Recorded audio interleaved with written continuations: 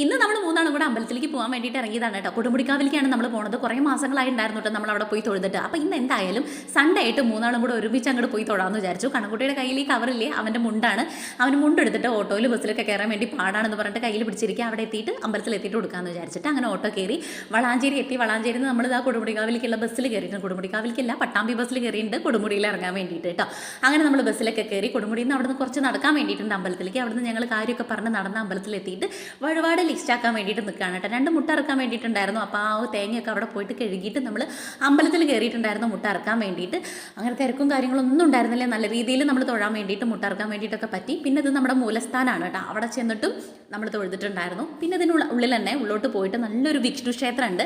അവിടെ പോയിട്ടും തൊഴുത് നമ്മൾ കുറച്ച് നേരം അവിടെയൊക്കെ നിന്ന് ഫോട്ടോസും കാര്യങ്ങളൊക്കെ എടുത്തിട്ടുണ്ടായിരുന്നു കേട്ടോ. ഇവിടെ പുഴ ഉണ്ട്. അവിടെ നിന്ന് കുറച്ച് അങ്ങോട്ട് ഇറങ്ങിക്കഴിഞ്ഞ് കഴിഞ്ഞാൽ അതും പോയി കണ്ടിട്ട് നമ്മളിത് തിരിച്ചു പോരാൻ വേണ്ടിയിട്ട് നിൽക്കുകയാണ് കേട്ടോ. വളാഞ്ചേരി എത്തിയിട്ട് നമ്മൾ സ്ഥിരം പറയുന്ന പോലെ തന്നെ ചായ കുടിക്കാൻ വേണ്ടി കയറിയിട്ടുണ്ട് അംബിക ഹോട്ടലിൽ. ഞാൻ ഉഴുന്നുവടിയും ചായയും പിള്ളേർ പൊറോട്ടയും കുറുമയാണ് കഴിച്ചിട്ടുണ്ടായിരുന്നു. അടിപൊളിയായിരുന്നു കേട്ടോ. അതൊക്കെ കഴിഞ്ഞ് നമ്മൾ തിരിച്ച് വീട്ടിലേക്ക് പോരാണ്. ഇന്നത്തെ വീഡിയോ ഇത്രയേ ഉള്ളൂ.